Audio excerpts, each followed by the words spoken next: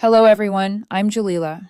I'm 38 years old, and I found my 7-year-old son nearly frozen to death on my own front porch after my parents abandoned him to take a vacation to Hawaii. Before I tell you how a book of simple drawings led to them facing criminal charges and a lawsuit that cost them everything, let me know where you're watching from in the comments below. It helps to know I'm not alone in this. The drive home from O'Hare International is always a killer, a grueling stretch of highway that seems to suck the life out of you. But that night in February, it was something else entirely. Snow was coming down in thick, wet, heavy sheets, the kind that slicks the roads into a treacherous black mirror under the streetlights. Every muscle in my body ached with fatigue, but underneath it all, a deep, quiet happiness hummed. The Chicago project, the biggest of my architectural career, the one that would secure a major promotion and a significant life-altering bump to my salary, was a resounding success. I had nailed the presentation, winning over a room of skeptical developers. All I wanted now was to get home to my kids. I was a full day early, and the thought of their surprised, happy faces was the only thing pulling me forward through the blinding snow. My husband, David, had been gone for 3 years.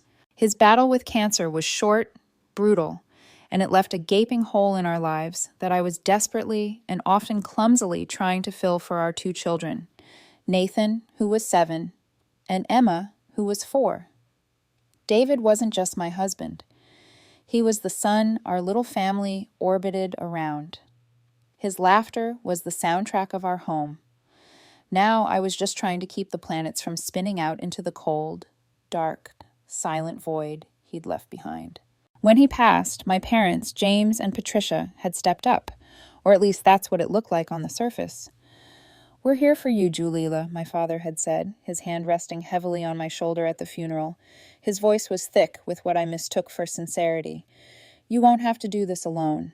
I was so broken, so adrift in a sea of grief, that I clung to those words like a drowning woman to a life raft. I needed to believe them.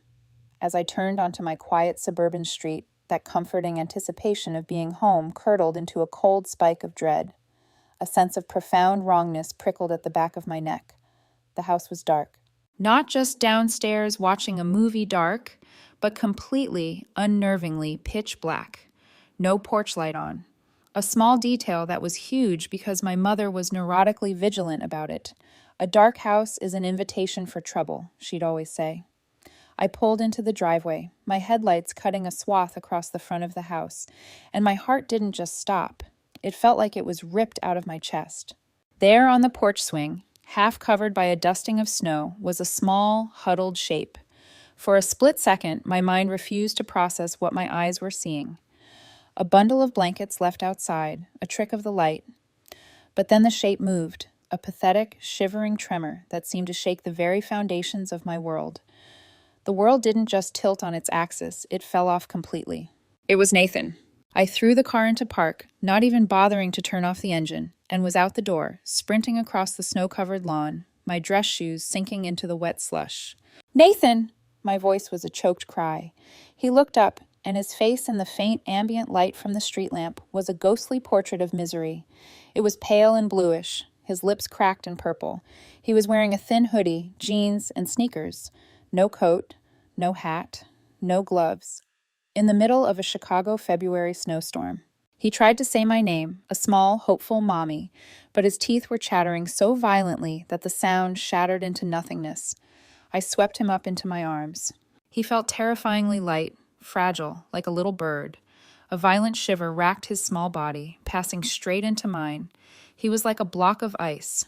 "Buddy, what are you doing out here? Where are Grandma and Grandpa? Where's Emma?" I kicked the front door open. It was unlocked, another detail that screamed wrongness, and carried him inside into the freezing, silent house. The air was stale and colder than it was outside. The thermostat read 55 deg. They had turned it down to save a few dollars while my son was left inside. I cranked it up to 75, my own hands shaking uncontrollably. I stripped off his wet, frozen clothes, wrapped him in the thickest blanket I could find from my bed, and held him close on the couch, rubbing his arms and legs with a frantic energy, trying to force my own warmth into him. After several long, terrifying minutes, his shivering subsided just enough for him to speak. He whispered, his voice raspy and weak, a sound that will haunt me for the rest of my life. They went to Hawaii, Mommy. The words didn't compute. They were so absurd. They sounded like a language I didn't speak. What? What are you talking about, buddy? Who went to Hawaii? Grandma and Grandpa, he whispered, his eyes fluttering closed as his body finally gave in to the warmth and exhaustion. With Emma. They left 3 days ago. The world went silent. The only sound in the universe was the frantic, sickening pounding of my own heart against my ribs. 3 days. My son had been alone in a cold house for 3 days. Just then, my phone, which I'd forgotten in my coat pocket, started to buzz insistently. I pulled it out with a numb hand. The screen lit up with a picture of my smiling father. The caller ID read, Dad, and beneath it, a text message he'd sent earlier glowed with an obscene normalcy. Having trouble with the card, call me ASAP. I stared at the screen, and a rage I had never known I was capable of, a cold, hard, diamond-pure rage, solidified in my gut. I wasn't just a grieving widow anymore. I wasn't a woman trying to keep the peace in a fractured family. I was a mother, and a storm was coming for them.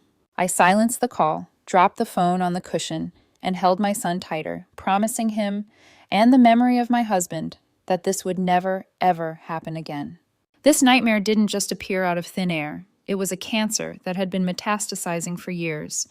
I see that now. But at the time, the signs were just a series of painful moments, paper cuts that I kept telling myself weren't deep enough to bleed. I was so desperate for my children to have the loving grandparents that David and I had both grown up with that I ignored the mounting evidence my parents were incapable of being those people. The imbalance, the clear and painful favoritism, was a poison that seeped into everything. It was in the small things. The way my mother Patricia would spend an hour brushing and braiding Emma's hair, cooing about her silky curls while she'd tell Nathan, "Go comb that mop on your head. You look like a little vagrant." It was in the stories they told. Every phone call was a detailed recitation of Emma's latest cute phrase, Emma's drawing from preschool, Emma's funny dance. When I asked, "And how was Nathan?" the answer was always a short, dismissive, "Oh, he was fine, quiet as usual." Quiet wasn't a virtue in their eyes. It was a defect. The breaking point for me, the moment I knew I had to act, came about 4 months before the Hawaii incident. It was the annual parent-teacher conference week. I had to be at the firm for a late-night deadline, so I asked my mother to attend Nathan's conference with his second-grade teacher, Mrs. Gable. I went to Emma's preschool conference myself the day before. When I spoke to Emma's teacher, she was glowing. Emma is a delight, so social, so bright. My mother would have loved to hear that. The next day, I called her after she was supposed to have met with Mrs. Gable. "So, how did it go?" I asked, hopeful. "It was fine," she said, her voice flat. "The teacher seems nice enough." "What did she say about Nathan's progress?" There was a sigh on the other end of the line, a sound heavy with manufactured burden. "Well, Julila, she seems to think Nathan is too withdrawn, that he doesn't participate enough in group activities. She mentioned his grades in math are slipping a little." My heart sank. Okay. Did she suggest anything? A tutor? Any strategies? "Honestly, I think the woman is making a mountain out of a molehill," my mother said dismissively. I told her, "Nathan's a quiet boy, always has been. Not every child needs to be the center of attention like some of these other kids today." And I told her that maybe if she made her classes more interesting, he wouldn't be so bored. I was floored. "You said that to her?" "Mom, she was trying to raise a concern to help him." "I was defending my grandson," she sniffed, her voice taking on that righteous indignation she wore like perfume. "She's a young teacher. She doesn't understand that not all boys are loud and rough. He's sensitive. You're making him sensitive." It was a masterclass in deflection. She hadn't gone to listen. She had gone to lecture. She hadn't gone to help my son. She had gone to defend her own narrative of him. That was the last straw. A few days later, I went to their house, my jaw set. I had rehearsed what I was going to say. I would be calm, logical, and firm. "We need to talk about the teacher conference," I started, sitting at their kitchen table, "and about how you treat the kids." My father, James, looked up from his crossword puzzle, his face a mask of weary impatience. "This again, Julila? We went over this. Your mother handled it." "No, she didn't," I said, my voice shaking slightly despite my resolve. "She dismissed a teacher's valid concerns, just like you both dismiss Nathan every single day. The gifts, the attention, the praise. It all goes to Emma. Nathan gets the leftovers. He gets your sighs and your complaints. He's a 7-year-old boy, and you're making him feel like a burden in his own family." My mother, who had been arranging flowers at the sink, turned around, her face a perfect portrait of wounded innocence. "That is a cruel and unfair thing to say, Julila, a truly vicious thing." "Is it?" I challenged, my voice rising. "Was it fair to buy Emma a $200 dollhouse for her birthday and get Nathan a $20 sweater for his? Was it fair to take her for ice cream last week and tell Nathan he had to stay home because he hadn't finished his homework, when he had?"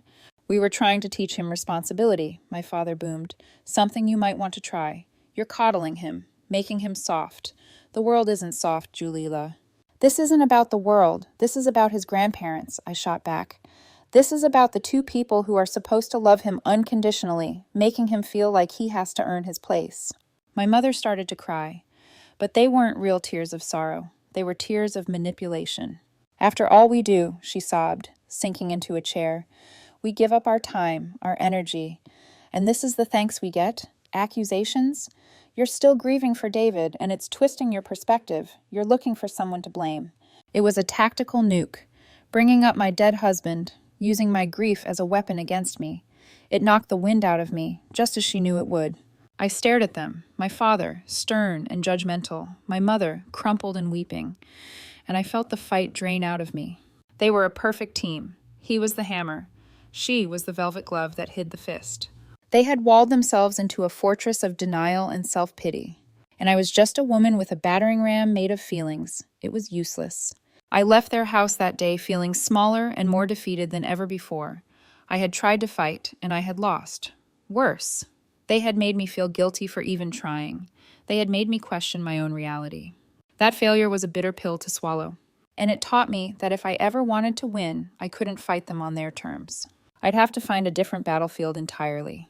Amidst the constant low-grade warfare of my family life, Nathan had his sanctuary. It was a world built of paper and graphite, of charcoal and ink. His drawing was more than a hobby. It was his language.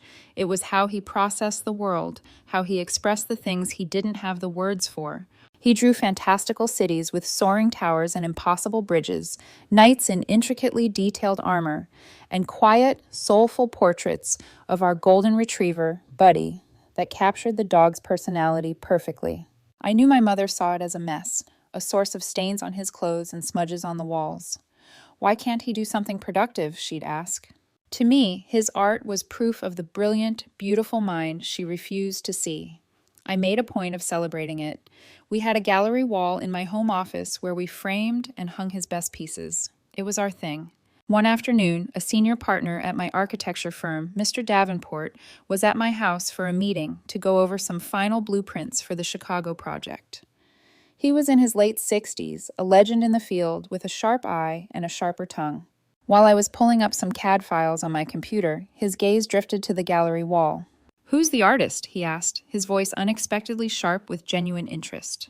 "Oh, that's my son, Nathan," I said, a little taken aback.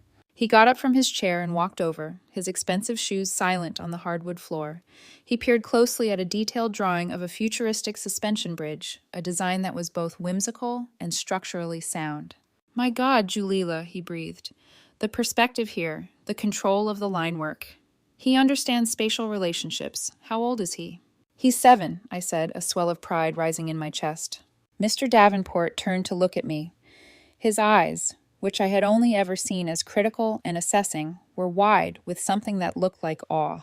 7, Julila, this is not normal talent. This is not a hobby. This is prodigious." He tapped the glass of the frame. "You have a responsibility to nurture this. This is a gift, a serious one." He then reached into his elegant leather briefcase and pulled out a folded glossy brochure. He flattened it on my desk with a decisive snap. The header was printed in an elegant, bold font, National Youth Artist Showcase. "A good friend of mine is on the judging committee for this," he said, his voice low and serious. "It's the most prestigious competition for young artists in the country. The deadline for submissions is in 2 months. You should enter his work. I'm not asking, Julila. I'm telling you, don't let this go to waste." After he left, I held the heavy, glossy paper in my hands. It felt like more than a brochure. It felt like validation.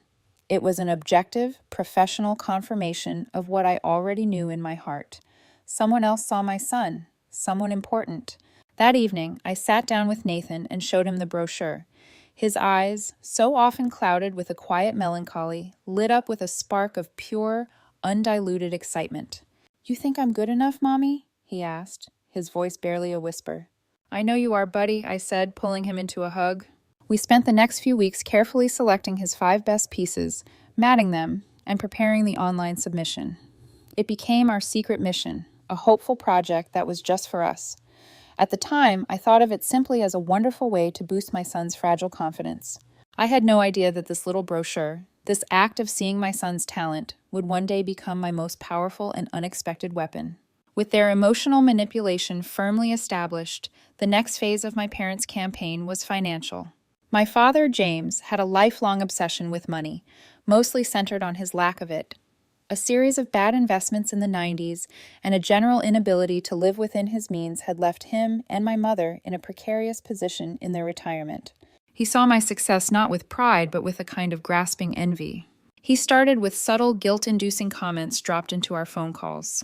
"Took Emma to that new tumble class," he'd say with a heavy sigh. "You wouldn't believe what they charge, but she loves it so much. What can you do?" Or, "Had to buy a whole new set of groceries for your place. The kids eat like horses. It all adds up, you know." I was already paying them a generous monthly stipend for their help, far more than any local daycare or nanny would charge. But I was worn down, and arguing with them was exhausting. "Just text me the receipts, Dad," I'd say. "I'll Zelle you the money." But that wasn't enough. He didn't want reimbursement. He wanted control. He wanted a slush fund. The full court press came one Sunday afternoon when he came over to help me fix a leaky faucet. He cornered me in the kitchen, his voice low and conspiratorial. "You know, Julila, your mother and I were talking. We feel a bit like hired help sometimes, having to ask you for every little thing." "That's not my intention," I said wearily, already sensing where this was going. "We want to do more for the kids," he continued, laying the sentiment on thick. "That coding camp you mentioned for Nathan, the advanced ballet lessons for Emma. If we had a little more flexibility, a little autonomy, we could just handle it. It would make us feel more like, actual grandparents, more trusted, a real part of their upbringing." The phrase, "part of their upbringing," was the expertly chosen bait. He knew my deepest fear was my children growing up without a complete, loving family unit. He was selling me a fantasy and making me pay for it. Against every screaming instinct in my gut, I caved. But I wasn't a complete fool. I was cautious. I refused to give them access to my primary accounts, or, God forbid, the kids' main college fund. That account was sacred ground, a testament to our hopes for their future, the one David and I had started the day each of them was born. Instead, I went to the bank the next day and opened an entirely separate checking account. I designed it as a controlled system. I deposited $5,000 to start and set up an automatic monthly transfer of $1,000 from my own account. I had a debit card issued for that account only. When I gave it to my father, I explained the rules with what I thought was perfect clarity. "This is the kids' expense card," I said, handing it to him. "Use it for their groceries, clothes, classes, school supplies. That's its sole purpose. I'll get an alert for every transaction so I can track the spending." He took it from me, his smile wide and magnanimous. "Of course, sweetheart, this is perfect. It shows you trust us. You won't regret this." The irony of those words now makes me sick to my stomach. A few weeks later, the final piece of the trap was set. My boss, Mr. Davenport, called me into his office. "Jalila," he said, his face serious, "the Chicago developers loved your initial designs. They've moved up the timeline. They want a full in-person presentation at their headquarters. This is the big one. The whole firm is counting on you. If you land this contract, it means a partnership track, a full promotion." It was the opportunity of a lifetime, the kind of career-defining moment that would secure my children's future 10 times over. The only catch? The presentation was in 8 days, and it required me to be in Chicago for a full week. My heart sank. A week. My sister-in-law, Sarah, David's sister, and my only real support, was on a 2-week trip to Europe. My best friend's wife had just had a baby. I was completely, totally out of options. I had to ask my parents. When I told them, my mother's face lit up with an almost unnerving enthusiasm. "A whole week? Of course we'll take them. Don't you worry about a thing. You go and focus on your work. This is wonderful news, honey." My father patted me on the back, a gesture that felt more like he was claiming a prize than offering support. Go make us proud, sweetheart. We've got everything here under control. They seemed so genuinely happy for me, so eager to help, and because I so desperately needed them to be, I chose to believe them. I ignored the cold, heavy knot of dread in my stomach. I packed my bags, kissed my children goodbye, and walked away, leaving them in the care of the two people I should have trusted the least in the world. I didn't know it then, but I wasn't just leaving for a business trip. I was leaving my son on the doorstep of the greatest betrayal of his young life. The first few days in Chicago were a whirlwind of high-stakes meetings, late-night revisions in my hotel room, and the kind of adrenaline-fueled focus that only a career-defining project can induce. But no matter how consumed I was by the work, a part of my mind was always back home. I called every single night, needing to hear my kids' voices to anchor me. The first night, a Tuesday, my mother answered. Her voice was bright and breezy. "Oh, they're already fast asleep, honey. We wore them out with a big day at the park." It was 7:30 p.m. A little early for Nathan, but plausible. "Everything is just wonderful," she chirped. "Don't you worry about a thing." I asked her to tell them I love them. "Of course, dear. Sleep well." The second night, Wednesday, my father picked up. His voice was brisk, almost rushed. "Can't talk long, Jules. Just about to give Emma her bath, and Nathan's in the middle of a movie with a big bowl of popcorn." "Can I just talk to Nate for a second?" I asked. Don't want to interrupt him. This is his favorite movie. You know how he gets." "We're doing great. Talk tomorrow." He hung up before I could protest. A little prickle of unease started at the back of my neck. They never wanted me to talk to the kids. Thursday night, it was my mother again. Her voice was even more effusive than before. "Hello, darling. Oh, you wouldn't believe the day we had. We took the kids to the Children's Museum. They had an absolute ball. They're completely exhausted. Just fell into bed." "The Children's Museum, that's great," I said, feeling a pang of guilt for not being there. "So they're asleep already?" "Like little angels," she confirmed. "I'll give them an extra big hug and kiss from their mommy." Each call was like a perfectly painted theatrical backdrop. It looked real from a distance, but up close you could see the cracks. The excuses were too smooth. The cheerfulness was too loud. It felt rehearsed. By Friday, the gnawing anxiety had become a heavy stone in my gut. I tried to push it down, telling myself I was being paranoid, that my failed confrontation months ago had made me overly suspicious and untrusting. I had to focus on the final presentation. I tried calling Friday morning before the meeting. No answer. The call went straight to voicemail. I tried again at lunchtime. Voicemail again. My heart started hammering against my ribs. I sent a text message, my thumb shaking slightly. "Hey, everything okay? Haven't been able to reach you. Please call me." Hours crawled by. Silence. I walked into that final presentation feeling like I was moving underwater. I smiled. I shook hands. I delivered the pitch of my life with a calm, confident voice, while a silent scream was building inside my mind. Where are my children? After the handshakes and the enthusiastic congratulations from the developers, after securing the project that would change my career forever, the moment I was alone in the hallway, I yanked my phone out again. Finally, there was a text message. It was from my mother. It was so brief, so casual, that it was utterly chilling. "So sorry, crazy day. Went on a little impromptu field trip. Everyone is fine. Talk tonight." A field trip, on a Friday. A field trip that made them unreachable all day. The lies were unraveling. Something was deeply, horribly wrong. My work in Chicago was done. The partners were planning a celebratory steak dinner that night. I made my decision in a split second.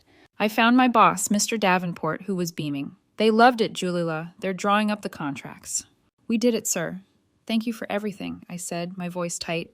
"There's a family emergency I have to get home to. I'm catching the next flight out." His smile faded, replaced by concern. "Of course, Julila. Everything all right?" "I hope so," I said. "I'll call you from home."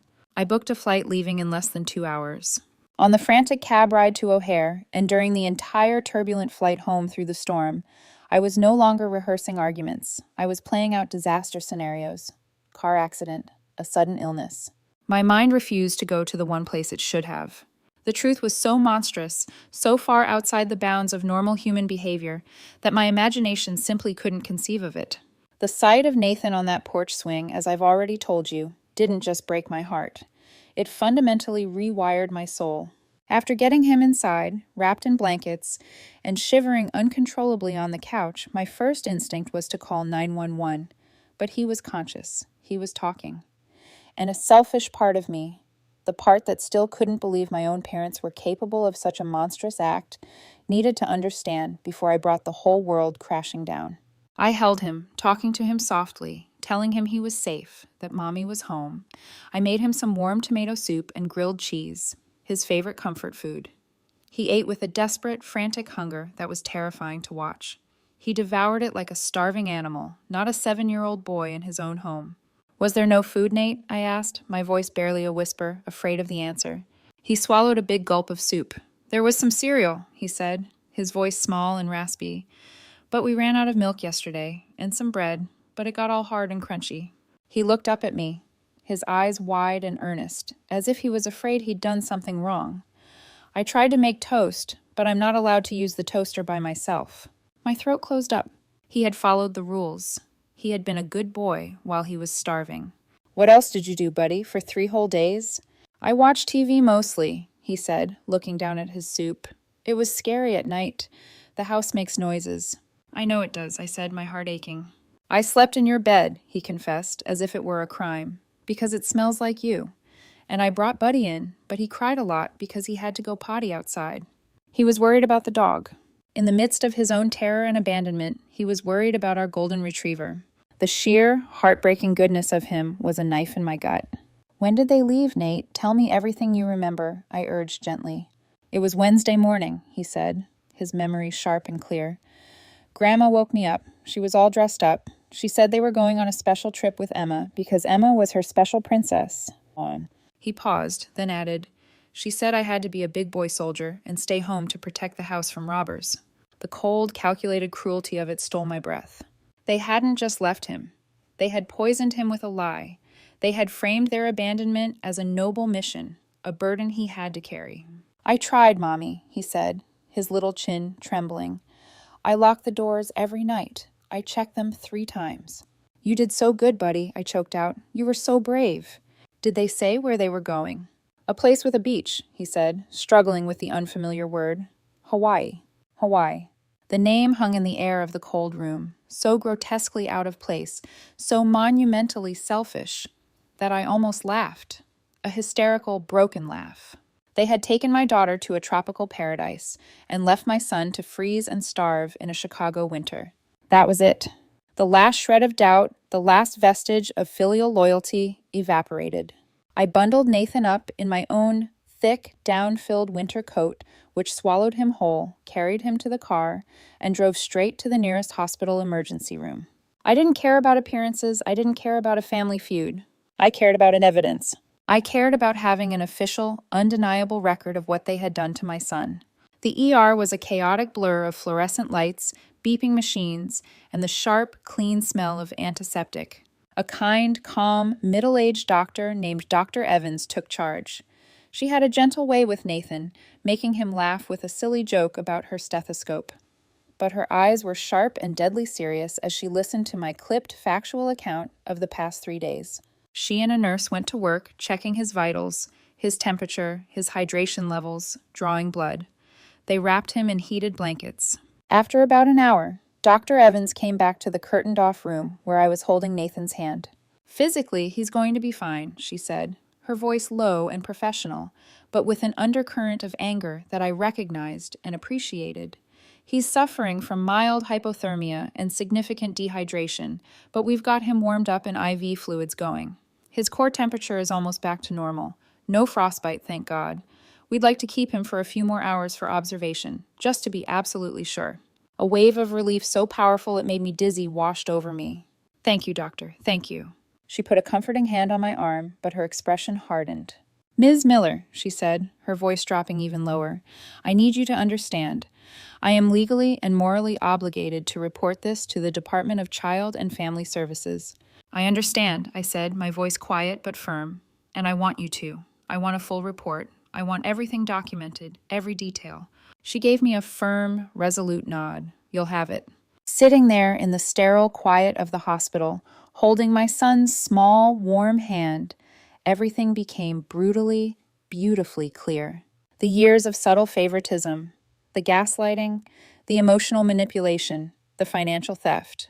It was all a prelude to this. This was not a mistake. This was not a lapse in judgment. This was a choice. They had chosen to discard my son like he was garbage. And I was going to spend the rest of my life making sure they regretted it. After Nathan was discharged, looking small and pale but safe in a new set of warm clothes the hospital provided, we went home. I tucked him into my own bed, surrounding him with a fortress of pillows. He was asleep in seconds, his little body finally giving in to the safety he had been denied. The house was quiet again, but it was a different kind of silence now. It was the heavy, charged silence before a war. I went straight to my office, sat down at my desk, and opened my laptop. My hands were steady. The rage had burned away the shakes, leaving behind a cold, hard resolve. I needed to see the full extent of the damage. I needed the paper trail. First, I logged into the separate expense account I had set up for them, the one with the debit card. As I expected, it was nearly empty. The transaction history told a story of escalating audacity. There were the usual grocery store charges, a few small purchases from Target, a trip to a local toy store where they had clearly loaded up on things for Emma. And then there was the final transaction from Wednesday morning, a cash withdrawal from their home bank's ATM. $2,000. My mother's lie about a field trip flashed in my mind. That must have been their pocket money for paradise. My jaw was clenched so tight it ached. With a sense of dread, I navigated to the main login page for the college fund. This was the account that held my children's future, my hopes, the legacy of David's love and planning. It was sacred ground, and they had trespassed upon it. I typed in my password and hit enter. The account summary loaded onto the screen. My eyes scanned the balance, and my breath caught in my throat. It was thousands of dollars lower than it should have been, and then I saw it. A single transaction posted on Wednesday morning, just hours after they would have woken Nathan up with their lies. Wire transfer to Aloha Dreams, Travel LLC, minus $15,000. $15,000. I couldn't breathe. It was a physical sensation, a punch to the gut that knocked all the air out of my lungs and left me gasping. They hadn't just used the expense account I gave them. They had found a way into the handgun heart of my children's security. The premeditation of it was what truly staggered me. They must have gone through my desk while I was at work, found the account statements, stolen the routing and account numbers. They would have had to forge my signature or impersonate me on the phone. This was a calculated criminal act. I clicked on the transaction details. The recipient's name, Aloha Dreams Travel, made me want to smash the laptop against the wall. They had stolen my children's education money to pay for their 5-star grade A betrayal. The rage that had been simmering inside me for days, for years, finally exploded. It was a clean, purifying fire. All the grief, all the exhaustion, all the self-doubt, all the times I had let them make me feel small and weak. It all burned away, leaving behind only a cold, hard crystal of certainty. Just at that moment, as if summoned by the sheer force of my fury, my phone, which I'd set on the desk, rang. The screen lit up with my father's smiling, tanned face. I let it ring once, twice, then I picked it up. "Julila!" he barked into the phone, his voice tight and laced with indignant anger. "What the hell is going on? We're at a nice restaurant here, trying to have a decent meal, and the card was declined." I took a deep, centering breath. I forced my voice to be level, almost bored, a stark contrast to the inferno raging inside me. "Oh, that's weird," I said, the words tasting like ice. "The bank must have flagged some suspicious activity and put a temporary freeze on the account. You know how they are with security these days." "Suspicious activity? What are you talking about? The only activity is us trying to buy dinner," he sputtered. "Don't worry about it, Dad," I said, and a cruel, cold smile I didn't recognize touched my lips. "I'll sort it all out when you get back. You just enjoy the rest of your vacation." I hung up the phone before he could respond, cutting off his angry sputtering. I had them. They had no idea that I knew. They were thousands of miles away, sunning themselves on a stolen beach, worried about their dinner bill, while I was sitting in the ruins of their treachery, holding all the evidence, all the power, all the cards. The game had changed, and I was about to rewrite every single one of the rules. The next morning, I was a woman reborn. The grief-stricken, accommodating daughter was gone, and in her place stood a cold, efficient strategist. The rage had cooled overnight into a focused, methodical calm. There would be no more emotional confrontations they could twist and weaponize against me. This was a logistical problem now, a war to be won not with shouting, but with paperwork and precision. My first stop at 8 a.m. sharp was the bank. I didn't go to a teller. I had made an appointment with the branch manager, a sharp woman named Miss Albright.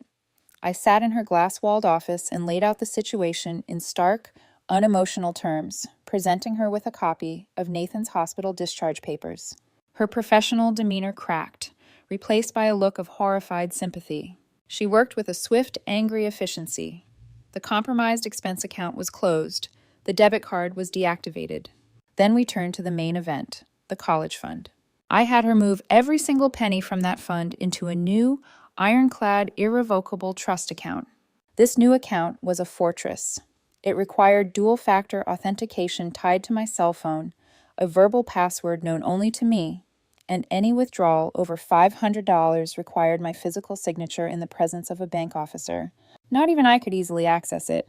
As I signed the final forms, I felt a heavy, satisfying lock click into place, securing what little was left of my children's future.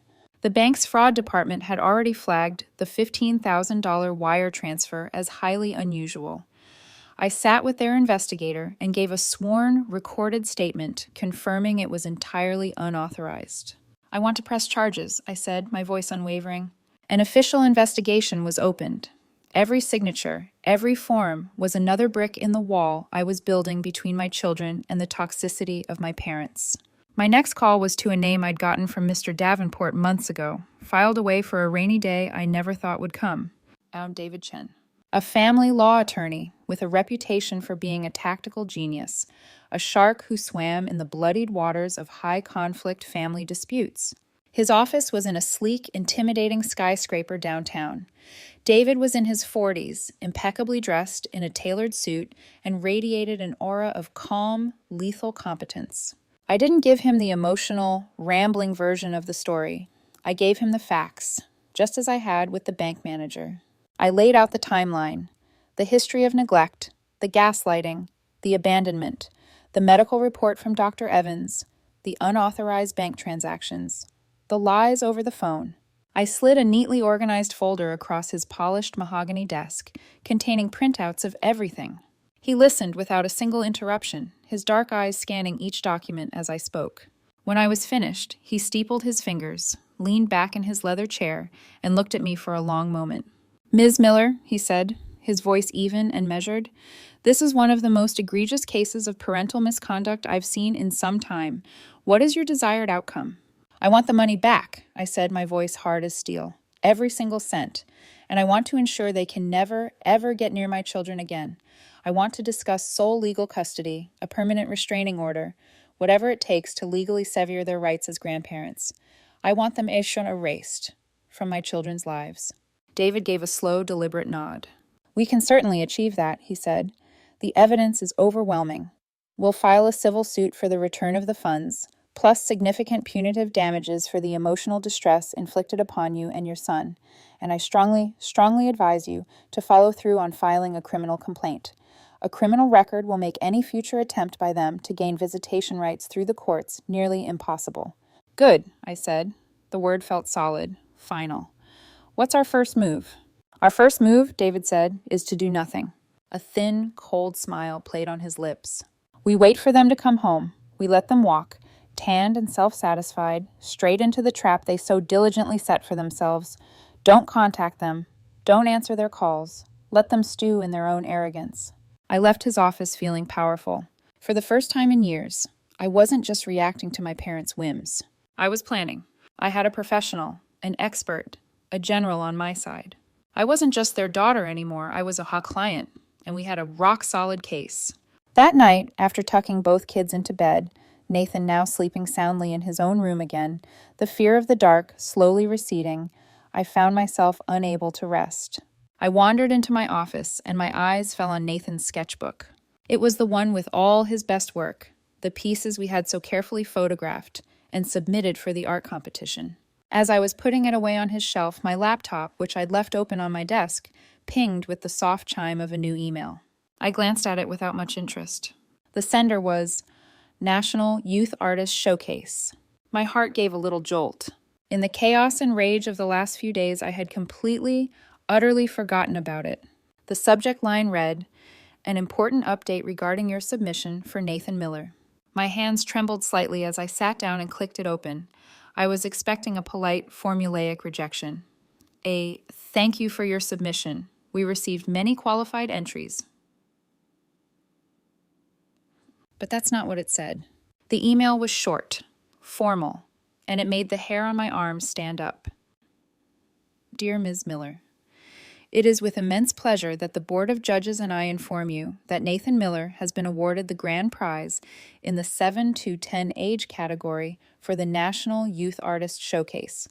His portfolio, Cityscapes and Creatures, demonstrated a maturity of vision and a technical skill that was frankly unprecedented in this age group. The award includes a cash prize of $3,000 and a 2-page feature in our annual publication, Young Masters. Furthermore, as part of our mission to connect young artists with the professional art world, we shared the winning portfolios with a select group of gallery partners. And we have already been contacted by the Galerie de Jeunesse in Soho, New York City. They are exceptionally interested in acquiring several of Nathan's pieces for their upcoming Young Masters of the 21st Century exhibition and would like to discuss terms of purchase at your earliest convenience. Congratulations to the gifted young artist. I read it once, then twice, then a third time, the words blurring through a sudden film of tears. But these weren't tears of sadness. They were tears of fierce, vindicated pride. I leaned back in my chair, the email glowing in the dark room. A slow smile spread across my face. It wasn't a happy smile. It was the smile of a woman who had just been handed a nuclear warhead in the middle of what she thought was just a knife fight. They thought my son was a burden, a messy, difficult, worthless problem. They had cast him aside for his more fun sister.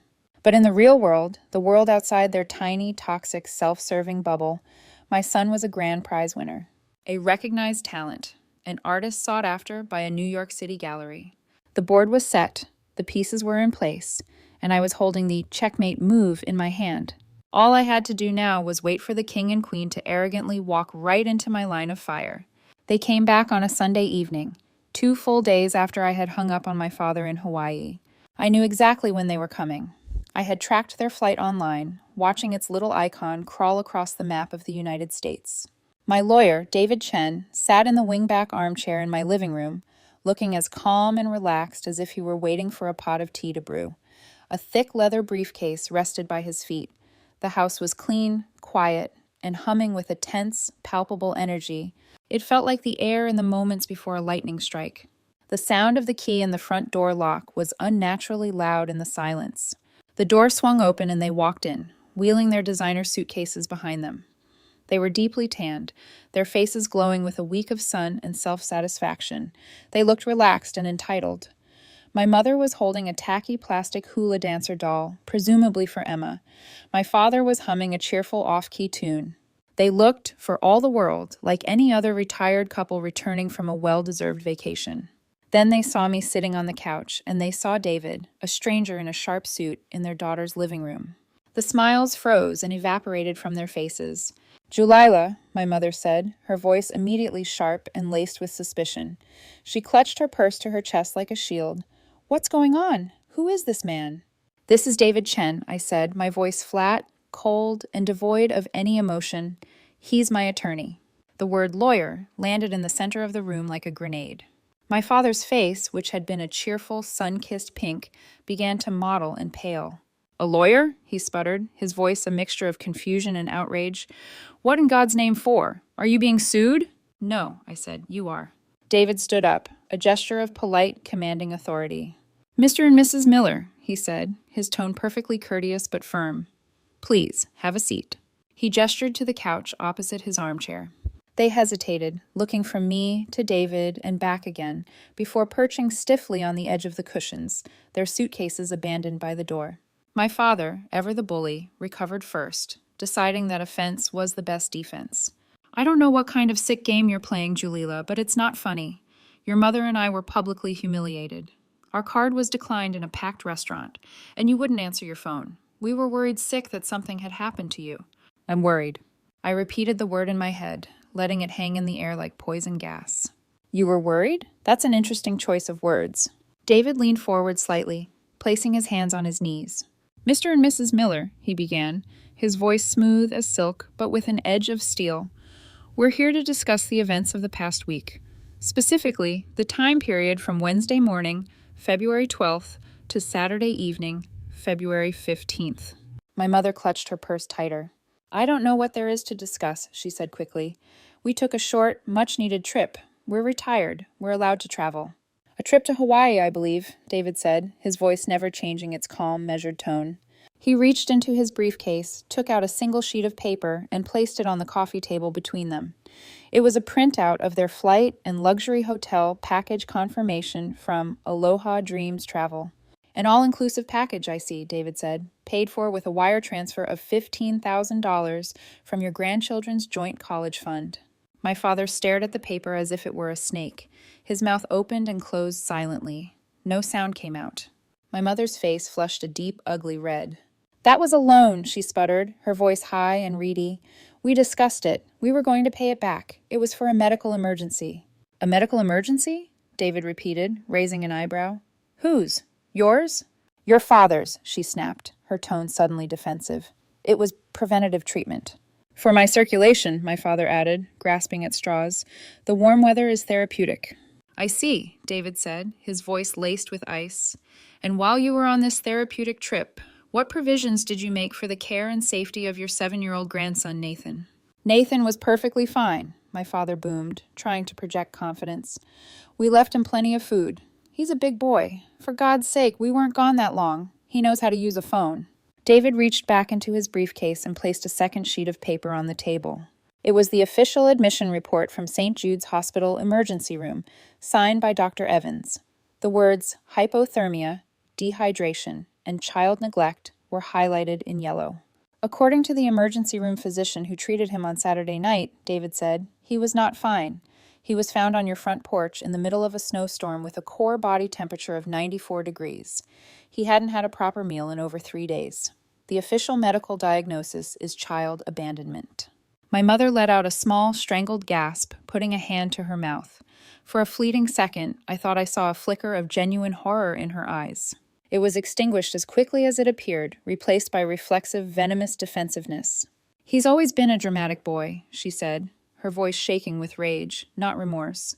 "He's probably exaggerating to get attention. He's always been difficult." "He's a difficult child," my father echoed, nodding vigorously. "Always has been moody, withdrawn. He's not like Emma. Emma is pure sunshine. She's a joy to be around. It's easier to connect with her. You should understand that, Julila. You're his mother." I just stared at him. My own anger was so immense it had become a profound, ringing silence in my ears. He was admitting it.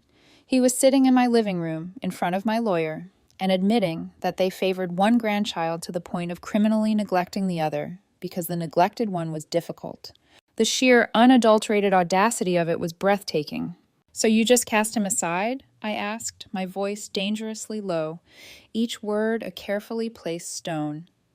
"Because he's not fun enough for you? Because he's quiet? Because he'd rather sit and draw than dance to whatever tune you're playing that day?" "Oh, the drawing," my mother said, with a contemptuous roll of her eyes, a sneer twisting her perfectly lipsticked mouth. "That's half the problem right there. He's always off in his own little world, making a mess with his charcoal and his pencils. It's not healthy. It's not normal. He needs to be more engaged with the real world, not hiding away with his silly little scribbles." And that was it. That was the trigger. She had walked right into the crosshairs. I looked at David. He gave me a nearly imperceptible nod. And it was time. I stood up slowly, walked over to my desk, and picked up a crisp white, business-sized envelope. I walked back and placed it gently on the coffee table, right on top of the damning hospital report. "You're right about one thing," I said softly, my voice resonating in the tense silence. "He is in his own little world, and in that world, he creates things. You see them as a mess. The rest of the world, however, seems to disagree." My father squinted at the envelope, which was emblazoned with the official-looking crest of the National Youth Artist Showcase. "What is this?" he demanded. "That," I said, my voice ringing with a clarity and power I hadn't felt in years, "is the official letter of notification from the judges of the most prestigious youth art competition in the country. It's informing me that your difficult grandson, the one with the unhealthy and messy hobby, has just won the grand prize. Their faces went blank, minds scrambling to compute what they were hearing. The prize comes with a feature in a national publication, I continued, and a check for $3,000. I let that sink in. They didn't move, didn't speak. The shock was total. I wasn't done. And this, I said, pulling out my phone, unlocking it, and placing it next to the letter, the glowing screen displaying the email from the Galerie de Jeunesse in Soho, New York. This is a formal offer from a gallery. They want to purchase 5 of his silly little scribbles for an upcoming exhibition. They're asking me to name my price. Silence. A deep, profound, soul-crushing silence that was louder than any screaming match could ever be. I watched the color drain from their faces. I watched their entire worldview, the one where Emma was the golden child, the prized asset, and Nathan was the liability, shatter into a million invisible pieces. Their justification, their excuses, their entire pathetic narrative, annihilated by a single envelope and an email on a phone. They had built their kingdom on the unshakable belief that my son Nathan was worthless. And I had just proven, in the most undeniable, public, and financially validated way possible, that he was priceless. The look on their faces, the utter, stupefied, slack-jawed shock, was more satisfying than any apology could ever be. It was the beautiful, terrible sound of their world breaking apart, and I savored every second of it. The silence in the room stretched for what felt like an hour. It was probably only 30 seconds. My parents just stared at the evidence on the coffee table, the prize letter, the glowing phone, as if it were alien technology they couldn't comprehend. My father's jaw was slack, his usual bluster completely gone. My mother's hands were trembling in her lap, her knuckles white. David Chen, the consummate professional, chose this precise moment of their utter devastation to deliver the final judgment. He leaned forward again, his voice calm and methodical, the voice of a surgeon making a final, clean, and unavoidable incision. So, to summarize, he said, his tone leaving no room for argument, you stand accused of felony child abandonment under state law, which I assure you the district attorney's office takes very seriously. This carries a potential prison sentence. He paused, letting the words settle into the unnatural quiet. You have also committed financial fraud by illegally accessing and transferring $15,000 from a protected trust fund. That is grand larceny. Their faces contorted, lips twitching, eyes darting. David continued, perfectly composed. Here is what is going to happen next. We will be filing a civil suit this week, demanding the immediate return of the stolen $15,000. In addition, we will be suing for punitive damages for the extreme emotional distress inflicted upon my client and her minor son. We have settled on the amount of $30,000. He looked them both in the eye. That is a total of $45,000 you owe my client. My father made a choking, gagging sound. $45,000? We don't have that kind of money. You know that, Julila. Then I suggest you contact a realtor, David said without a trace of sympathy, because your house should cover it.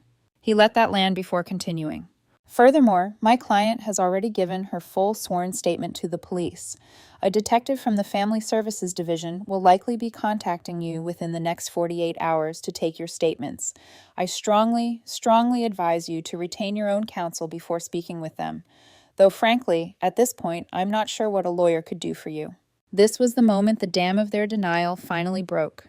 And what poured out was not a flood of remorse. It was a sewer of pathetic, desperate self-pity. Julila, you can't do this to us, my mother wailed, her voice cracking, her face contorting into a mask of terror. We're your parents, your own mother and father. It was a mistake. We made a terrible mistake. And then, in her panic, she revealed the true, rotten core of her motivation. It was a confession she didn't even realize she was making. He just looks at me sometimes, she stammered, tears streaming down her face, her eyes wild as she looked at me, but spoke of Nathan.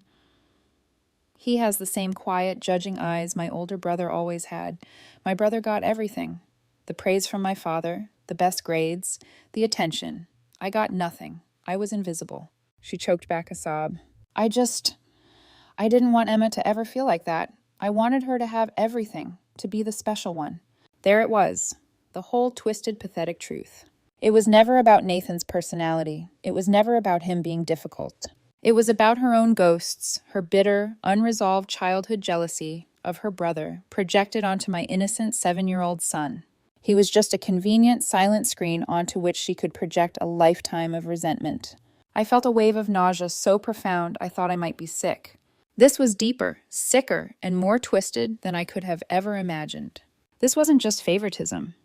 It was generational poison. They hadn't just failed Nathan, they had failed themselves. And now they were facing the reckoning. I stood up. David followed.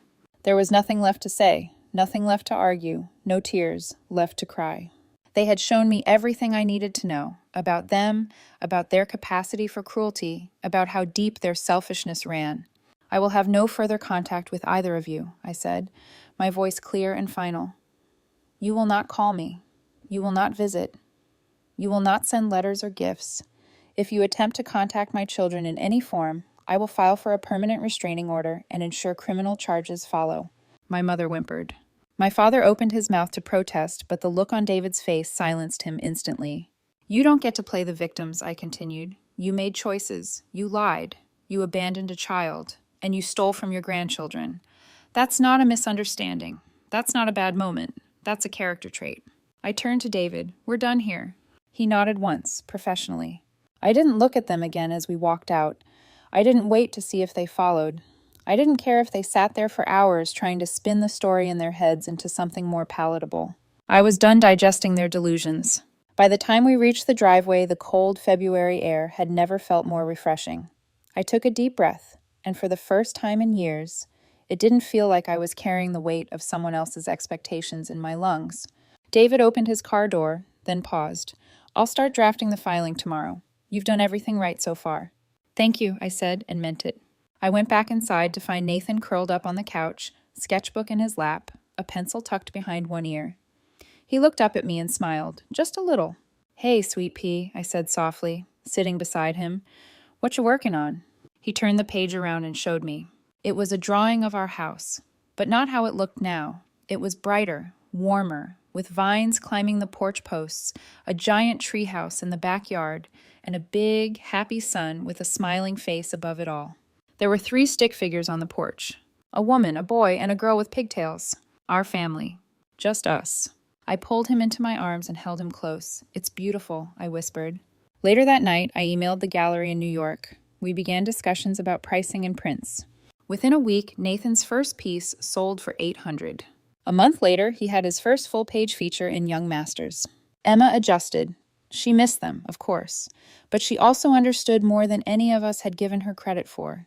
One night, she asked me if Nathan would be okay. He's more than okay, I said, brushing her hair behind her ear. He's extraordinary, just like you. She smiled, climbed into bed, and slept soundly. As for me, I learned that cutting ties doesn't make you heartless. It means you finally decided your heart deserves peace.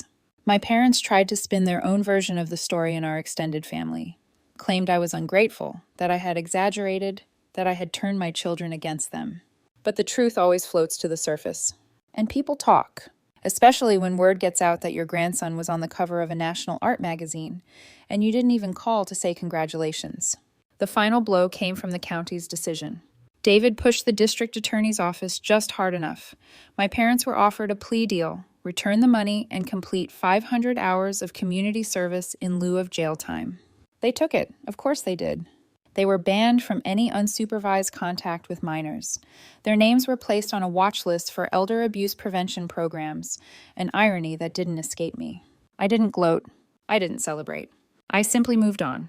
I joined a local single parents group. I started therapy. I worked less overtime, spent more evenings at home, and made Friday nights our pizza and movie tradition.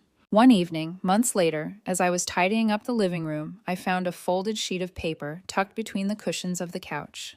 It was a letter, written in Nathan's careful, blocky handwriting. Dear Mommy, thank you for coming to get me. I was scared, but I knew you would come. I love you, and I want you to be happy. I'm happy now. Love. Nathan. I sat down right there on the floor and let myself cry. Not because I was sad, not because I was angry, but because I had fought for my son, and for once in my life, I had won. Not just in court, but in the only place that mattered. His heart.